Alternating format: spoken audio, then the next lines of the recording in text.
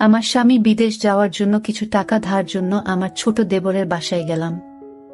আমার স্বামী আমাকে রেখে বাসায় ফিরে গেল। রাতে খাওয়া দাওয়া সেরে আমার দেবরকে টাকার কথা বললাম। আমার দেবর বলল, টাকা দিতে পারি, তবে একটা শর্ত আছে। বন্ধুরা, আমার স্বামী বিদেশ যাবার চেষ্টা করছে। ইদানিং মিস্ত্রি কাজ করে সংসারের ভরণ পোষণ চলে না। প্রতি মাসে কিছু পরিমাণ টাকা খরচ হয়ে যায়। বিগত 3 বছরে প্রায় 40,000 টাকা খরচ হয়ে গেছে। দিন দিন টাকার পরিমাণ বেড়েই চলেছে। চোখে মুখে সর্ষে ফুল দেখতে পেলাম। গ্রামের একজন প্রবাসী ভিসা দেওয়ার অফার দেয়। আমার স্বামী বিদেশ যাওয়ার ইচ্ছে জাগল। ভিসা বাবদ 3,20,000 টাকা মতো লাগবে, কিন্তু হাতে টাকাগুলি বলতে মোটেও নেই। উপায়ন্ত না দেখে আমার ভাসুর অমিতের মাধ্যমে ব্যাংক হতে বিভিন্ন মানুষের নামে 50,000 টাকা ম্যানেজ করা হলো। বাকি টাকার কোনো ব্যবস্থা কিভাবে করি, পথ পাচ্ছিলাম না। একদিন আমরা বসে আলোচনা করলাম যে শহরে আমার স্বামীর 2 জন মামাত ভাই থাকে, তাদের বাসায় গেলে কোনো সাহায্য পাওয়া যায় কিনা দেখা যেতে পারে। যেই ভাবা সেই কাজ। আমরা দিনক্ষণ ঠিক করে প্রথমে আমার দেবরের বাসায় গিয়ে উঠলাম। দেবর অবিবাহিত, সরকারি ভালো চাকরি করে ভালো মাইনে পায়। তাছাড়া ভালো আউট ইনকাম তার, সেজন্য কোনো অভাব নেই বললে চলে। সামনে বিয়ে করার প্ল্যান আছে বিধায় বিরাট আকারের একটি বাসা নিয়ে থাকে। আমরা বিকেলে দেবের বাসায় গিয়ে পৌঁছালাম। আমাদেরকে দেখে সে আশ্চর্য হয়ে গেল। সে বলল, আপনারা কোথায় হতে এলেন, কিভাবে এলেন, কি উদ্দেশ্যে এলেন? একসাথে অনেক প্রশ্ন করে আমাদেরকে বাসায় অভ্যর্থনা জানান। আমরা বাসায় ঢুকলাম, হাত মুখ ধুয়ে ফ্রেশ হলাম। দেবর বাড়ির সবার কথা জানতে চাইল, তাদের ও আমাদের বাড়ির সবার কথা তাকে জানালাম। আমরা যাওয়ার কিছুক্ষণের মধ্যে কাজের বুয়ার সাথে আমাদের সকলের জন্য রাতের খাবার তৈরির তাকে আদেশ দিয়ে দিল। আমাদের উদ্দেশ্যের কথা এখনই বললাম না, রাতে খাওয়া দাওয়া সেরে বলবো, প্ল্যান আছে। সন্ধ্যের সামান্য পরে আমার স্বামী বলল, আমি একটু আমার আরেক ভাইয়ের বাসা থেকে ঘুরে আসি, তারপর রাতে একসাথে খাওয়া দাওয়া করে কথা বলবো। দেবর বলল, রাতে ঠিক চলে আসবেন তো ভাইয়া? আমার স্বামী বলল, হ্যাঁ। তাহলে জানা শোনেন, যদি রাতে আপনি না আসেন আমি কিন্তু ভাবিকে আস্ত রাখবো না বলে দিলাম। এই বলাতে আমরা 3 জনেই অট্টহাসিতে ভেঙে পড়লাম। আমার স্বামী চলে গেল। আমি আমার শিশু বাচ্চাকে খাওয়ালাম এবং তাকে ঘুম পাড়িয়ে দিলাম। আমরা দেবর ভাবি সোফায় বসে টিভি দেখছিলাম আর রাজ্যের নানা কথাতেই মশগুল হয়ে গেলাম। কথার ফাঁকে আমাদের উদ্দেশ্যের কথা বললাম। তোমার ভাই বিদেশ যেতে চায়, কিন্তু টাকার খুব অভাব, মোটামুটি টাকা জোগাড় করেছি, আরো 1 লাখ টাকা দরকার, তুমি দিতে পারবে ভাই? আমি কথাটা উপস্থাপন করলাম। দেবর বলল, এত টাকা আমি একসাথে এখনো দেখিনি বলে দুষ্টুমির ছলে সোফায় কাত হয়ে পড়ে গেল। অভিনয় করার দরকার নাই বলে আমি তাকে টেনে তুললাম। এরপর আমরা রাতের খাবার খেয়ে নিলাম। আমার স্বামী সেদিন রাতে বাসায় আসলো না। তার জন্য অপেক্ষা করে রাতে আমরা শুয়ে রইলাম। নতুন জায়গা, তেমন ভালো ঘুম হলো না। সকালে স্বাভাবিকভাবে নাস্তা সেরে নিলাম। আমার স্বামী আসলো, তাকে নাস্তা দিলাম। আমরা চলে যাবার প্ল্যান করলাম। তার আগে আবার একবার দেবকে টাকার কথা বললাম। দেবর বলল, টাকা জোগাড় করতে আমার সপ্তাহানেক সময় লাগবে। কখন লাগবে তোমাদের টাকা? আমি বললাম, আগামী 10 দিনের মধ্যে হলে আমাদের চলবে। আমার স্বামীর দিকে লক্ষ্য করে বলল, তাহলে আগামী সোমবার তুমি আবার এসো, আমি কিছু টাকা দিতে পারবো। বাকি টাকা তুমি অন্য কোথাও সংগ্রহ করতে পারো কিনা দেখ। আমার স্বামী কি যেন চিন্তা করলই। তারপর বলল, তাহলে আমি তোর ভাবিকে রেখে যাই। তুই যত তাড়াতাড়ি পারিস টাকা জোগাড় হলে তোর ভাবিকে পাঠিয়ে দিস, কেমন? আমি আপত্তি করলাম। আমার স্বামী আড়ালে নিয়ে আমাকে বলল, যদি আমরা কেউ সামনে না থাকি তাহলে সে যদি টাকার কথা ভুলে যাবে। আর তুমি এখানে থাকলে এমন কিছু ঘটবে না। তুমি এখানে থাকো, টাকা যে কোনো উপায় আমাদের পেতে হবে। আমি বাড়ি গিয়ে বাকি টাকা জোগাড় করতে হবে। আর তুমি বুঝিয়ে সুঝিয়ে বেশি টাকা নিতে পারবে কি না দেখবে। আমি রয়ে গেলাম। আমার স্বামী চলে গেল। আমার স্বামীকে গাড়িতে তুলে দিয়ে 1 ঘন্টার মধ্যে দেবর ফিরে আসলেও দিনে কোনো প্রকার দুষ্টুমি করেনি। রাত হলো, সে রাতের কথা। কিছুক্ষণ পর বলছি, রাত প্রায় 9টা বাজলো। আমরা রাতের খাওয়া দাওয়া সেরে নিলাম। এবার ঘুমানোর পালা। আমি আমার শিশু সন্তানকে পাত্রে দুধ খাওয়ায় ঘুম পাড়িয়ে নিলাম। আমি বিছানায় গিয়ে শুনলাম দেবর টিভি অন করে সোফায় আরাম করে বসল। বসে আমায় ডাকলো, ভাবি সোফায় আসো। আমি কোনো জবাব না দিয়ে বিছানায় শুয়ে রইলাম। একবার আমাকে ডেকে সাড়া না পাওয়ায় সোফা হতে উঠে আসলো এবং আমাকে ভাবি বলে ডাকতে লাগলো। আমি সাড়া না দিয়ে পারলাম না। বললাম, অনেক রাত হয়েছে, ঘুমিয়ে পড়ো। এরপর সে বিছানায় গিয়ে শুয়ে পড়ল। কতক্ষণ ঘুমালাম জানি না, আমার ঘুম ভেঙে গেল। আমার ঘুম ভাঙলে আমি তাকে বুঝতে দিলাম না। বুঝতে পারলাম ঘুমের মধ্যে কি ঘটনা ঘটে গেছে। ভাবলাম আর থাকবো না, চলে যাব। তাই সকালে নাস্তা খেয়ে রেডি হলাম। তখনই মনে হলো এভাবে চলে গেলে স্বামীর টাকা জোগাড় হবে কিভাবে। নানান কথা ভাবতে ভাবতে সকাল 9টায় আমাকে একটা মোবাইল ফোন দিয়ে দেবর বলল অফিস হতে আমি যোগাযোগ করতে পারি, তাই এটা দিলাম। এই বলে সে অফিসে চলে গেল। আমি একা তার পথ চেয়ে বসে রইলাম।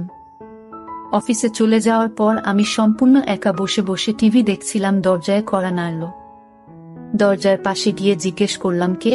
বাহির হতে জবাব এলো, আমি কাজের বুয়া খুলে দিলাম। ভুয়া পাক শাক সব শেষ করে আমার কাজ হয়ে গেছে বিদায় নিয়ে চলে গেল। আমি আবার টিভি দেখায় মগ্ন হলাম। বেলা প্রায় 1টা বাজল। আমি স্নান করার জন্য প্রস্তুতি নিলাম। এমন সময় মোবাইল বেজে উঠল। দৌড়ে গিয়ে রিসিভ করলাম। ওপার হতে আমার দেবর বলতে লাগলো, ভাবি আমি একজন লোকের হাতে 10,000 টাকা পাঠাচ্ছি। লোকটা আমার খুব আপন, একটু ভালো করে মেহমানদারি করবেন। চা নাস্তা যা চায় তা দেবেন, কোনো কার্পণ্য করবেন না, বুঝলেন? টাকাগুলো আপনার জন্য। আমি ঠিক আছে বলে ফোন রেখে দিলাম। আমি আবার টিভি দেখার জন্য সোফায় বসলাম। টিভিতে একটা ইংলিশ সিনেমা চলছে। এমন সময় দরজায় কড়া নাড়ার শব্দ হলো। দরজা খুলে দিলাম। এ কি দেখছি! সম্পূর্ণ এক নিগ্রো মানুষ, প্রায় 6 ফুট লম্বা। হাতের আঙুলগুলো যেন আমাদের বাঙালিদের হাতের বাহুর মতো, যেমন লম্বা তেমনি মোটা। লোকটি বাংলায় বলল, আসতে পারি ভাবি? আমি হেসে বললাম, হ্যাঁ আসুন। লোকটি সরাসরি সোফায় গিয়ে বসল। তাড়াতাড়ি চা নাস্তা তৈরি করে তাকে পরিবেশন করলাম। সে 10,000 টাকা আমার হাতে গুজে দিল। আমার খাতিরদারি তার নাকি বেশ ভালো লেগেছে। বিদায়ের সময় আমার কান্না এসে গেল। সে আমাকে বলল, কেঁদো না। যদি সম্ভব হয় আমি আবার একবার আসবে। তার চলে যাওয়ার পথে এক দৃষ্টিতে তাকিয়ে রইলাম। ভাবলাম সে যদি আমাকে সাথে নিয়ে নিত। বিকাল বেলায় আমার দেবর অফিস হতে ফিরে এসে লোকটির কথা জানতে চাইল, টাকা দিয়েছে কিনা। বললাম হ্যাঁ দিয়েছে। আমার দেবর আশ্চর্য হয়ে আবার জানতে চাইল, তাহলে দিয়েছে? আমি বললাম হ্যাঁ দিয়েছে। তো এতে আশ্চর্য হওয়ার কি আছে? আমার দেবর হেসে উঠে বলল, এমনি এমনি দেওয়ার কথা ছিল না। আমি কোনো কথা না বলে চুপ হয়ে রইলাম। আমার নীরবতা এসে যা বোঝার বুঝে গেল। আমাকে বলল, ভাবি দুনিয়াটা বড়ই কঠিন। কেউ কাউকে এমনি এমনি টাকা দিতে চায় না, সবাই বিনিময়ে চায়। সে আমাকে ধারে টাকা দিয়েছে, যথাসময়ে এগুলো ফেরত দিতে হবে। আমি তোমাদের টাকা প্রয়োজনের কথা এবং তোমার উপস্থিতির কথা সব জানিয়েছিলাম। তুমি যদি দাদাকে যদি কিছু না বলো তাহলে 1 থেকে 2 লাখ টাকা জোগাড় করে দেওয়া যাবে। শুধু দাদাকে বলবে সব টাকা আমি দিয়েছি, এতে টাকাও জোগাড় হয়ে যাচ্ছে। তখন ভাই বিদেশ যাওয়া নিশ্চিত হচ্ছে। আমি তার কথা নির্দেশ সব শুনছিলাম। উপদেশ শেষ করে আবার সম্মতি জানতে চাইলে আমি কোনো উত্তর না দিয়ে নীরব রইলাম। আমার চোখে ভেসে উঠতে লাগলো। আজকের লোকটির কথা কি নাম কে জানে, জিজ্ঞেস করা সম্ভব হয়নি। খ্রিস্টান না মুসলমান তাও জানা যায়নি, তবে হিন্দু নয় যে সে ব্যাপারে নিশ্চিত। আমার দেবর আমার সম্মতি আবার স্পষ্ট করে জানতে চাইল। বললাম, আমি কি বলবো, তুমি যা ভালো মনে করে তাই করতে পারে। আমার সম্মতির লক্ষণ দেখে বলল, রাতে একজন মেহমানকে দাওয়াত করেছি। কিছুক্ষণ পর কাজের বুয়া আসলো। সে বিকেলে চা নাস্তা তৈরি করার পাশাপাশি রাতের রান্নাবান্না শেষ করে চলে গেল। কে আসছে, কেমন হবে, লোকটি মনের ভিতর একটা চঞ্চলতা কাজ করতে লাগলো। রাত 9টা বাজলেই আমি দেবরকে বললাম, খেয়ে নেবে না, মেহমানের জন্য অপেক্ষা করবে? বলল, না, মেহমান কে আসবে, চলো আমরা খেয়ে নিই। আমরা খেয়ে নিলাম। আমরা বসে বসে টিভি দেখছি। প্রায় রাত 10টা। দরজায় খটখট আওয়াজ শুনলাম। বুঝলাম মেহমান এসে গেছে। আমার দেবর দরজা খুলে দিল। মেহমান ঘরে ঢুকে জানতে চাইল তোমার ভাবি কই। দেবর বলল ভিতরে আছে। দুজনে একসাথে আমি যে ঘরে আছি সে ঘরে চলে গেল। দেবর তার সাথে আমাকে পরিচয় করিয়ে দিল। লোকটি দেবকে উদ্দেশ্য করে বলল, তোমার ভাবিকে তো দেখতে দারুণ লাগছে। আমি 1 মিনিট টিভির দিকে তাকিয়ে আছি। সকালে ঘুম হতে উঠে ফ্রেশ হলাম। তারপর দুজনে চা নাস্তা খেলাম। আমার দেবর সকাল 9টায় অফিসে রওনা হয়ে গেল। আজ কোনো মেহমান আসবে কিনা বলে গেল না। আমার কাছে গতকালের রেখে যাও তার মোবাইলটা কিন্তু আছে, হয়তো যোগাযোগ করবে, না করলে আরো ভালো। আজ বিশ্রাম নেওয়া দরকার। দেবর চলে যাওয়ার পর আমি বিছানায় শুলাম, কেমন জানি একা একা লাগছে। ভুয়া আসলো দরজায় নক করার সাথে সাথে আমি গিয়ে খুলে দিলাম। ভুয়া তার কাজ ঘন্টা দেড়েকের মধ্যে শেষ করে চলে গেল। আমি আবার একা হয়ে গেলাম। ঘরের দরজার খিল মেরে দিয়ে বিছানায় শুয়ে পড়লাম। আজকের দিনের সব ঘটনা ভাবতে ভাবতে হঠাৎ মনে হলো দরজা খুলে কেউ যেন প্রবেশ করছে। ভাবলাম আমার দেবর হয়তো আজ তাড়াতাড়ি ফিরে এসেছে। বিছানা থেকে উঠলাম না, দেবের সাথে দুষ্টুমি করার জন্য ঘুমের ভান ধরে শুয়ে রইলাম। দেবর ঘরে ঢুকে দরজা বন্ধ করে দিল। আস্তে 1 পা 2 পা করে আমার ঘরে প্রবেশ করল। আমি আজ প্রতিজ্ঞা করলাম, আমি চোখ খুলব না। দেবরটা আমার ঘরে ঢুকে কোনো কথা বলল না। অনেকক্ষণ দাঁড়িয়ে থেকে যাতে করে আমি জেগে না উঠি। আমার কাছাকাছি বসো। চোখ খুলে আমি হতভম্ব হয়ে গেলাম। এ সম্পূর্ণ এক অপরিচিত এক লোক, আগে কখনো তাকে দেখিনি। আমি জিজ্ঞেস করলাম, আপনি কে? বলল, আমাকে কেউ পাঠায় নাই, আমি পাশের বাসায় থাকি এবং এই ঘরগুলোর মালিক। বাসা হতে বের হওয়ার সময় দেখলাম তোমার দরজাটা লাগাওনি।